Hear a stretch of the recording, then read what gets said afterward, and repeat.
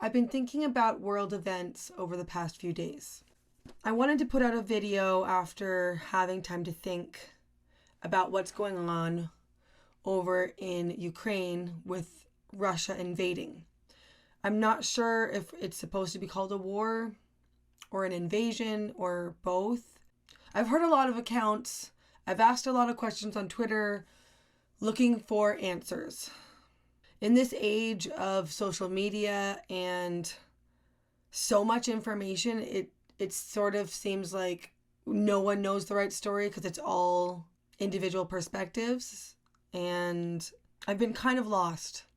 I imagine I'm not the only one.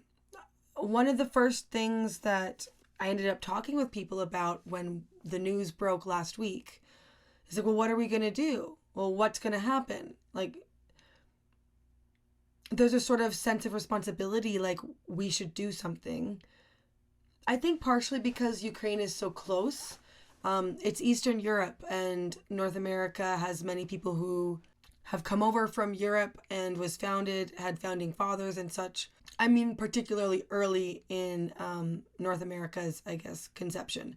There are a lot of things going around the world that are atrocities that we probably should be concerned with, but aren't as concerned because this is just something that's very much on our radar. So that said, I don't know what we should do.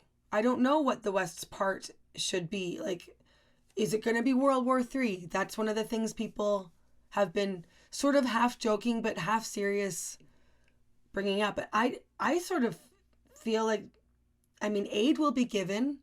I don't know that other countries will join, and whether they should or not join is another matter. This is so much, and I'm not here to give my opinion on what we should do because I actually don't know. I am here to read to you from The Lord of the Rings, The Two Towers. I came upon this passage this evening. Now, this is not a direct correlation. There is no great, dark, evil lord. I don't think it's fair to put that on any human being because people are human beings, not evil, dark lords.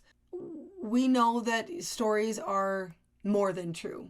And I think that looking at a story in a space where war is happening can kind of shed some light on how we should think about this situation. This is when Gandalf has returned as Gandalf the White, and Aragorn, Gimli, and Legolas are speaking with him in Fangorn Forest, and I'm going to do my best Gandalf voice. Indeed, he is in great fear, not knowing what mighty one may suddenly appear, wielding the ring, and assailing him with war, seeking to cast him down and take his place. That we should wish to cast him down and have no one in his place is not a thought that occurs to his mind. That we should try to destroy the ring itself has not yet entered into his darkest dreams, in which no doubt you will see our good fortune and our hope. For imagining war, he has let loose war, believing that he has no time to waste. For he that strikes the first blow, if he strikes it hard enough, may need to strike no more. So the forces that he has long been preparing, he is now setting in motion, sooner than he intended. Wise fool! For if he had used all his power to guard Mordor, so that none could enter, and bent all his guile to the hunting of the ring, then indeed hope would have faded. Neither ring nor bearer could long have eluded him. But now his eye gazes abroad rather than near at home, and mostly he looks towards Minas Tirith. Wise fool. Something about those words caught my attention.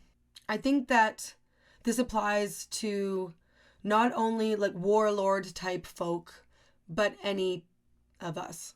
We can be people, especially those in power, can be extremely blinded by pride. And sometimes there are blind spots within that pride of things that might be working under the surface for good. And that's one of the reasons why I like being able to turn to Tolkien and his story in these sort of troublesome, unsure times, because they had troublesome, unsure times in his story as well. We can't see the ending, but there are other things at play that we might not be able to see or know. And I don't want to say, so therefore it will all work together for good, because happy endings and all. But I do want to say I don't think we should give up hope. And I think that the people of Ukraine, I hope that they can see a story like this and find hope in it. I'm using the word hope a lot, but that's sort of all we have to cling to. So anyway, I just wanted to share this.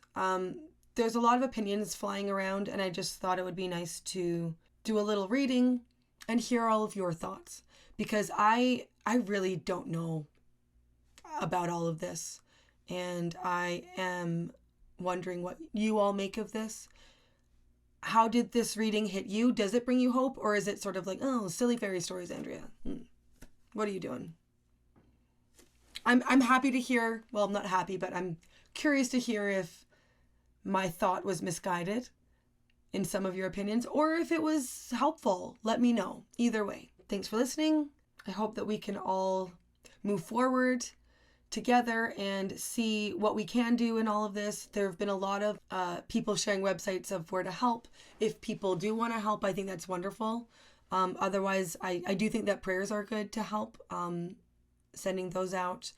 And yeah, it's hard to feel helpless in these situations, but part of me thinks that focusing on hope that what is good and right and holy will prevail. So please send me your thoughts. Thanks for listening. I'm Andrea with the Bangs.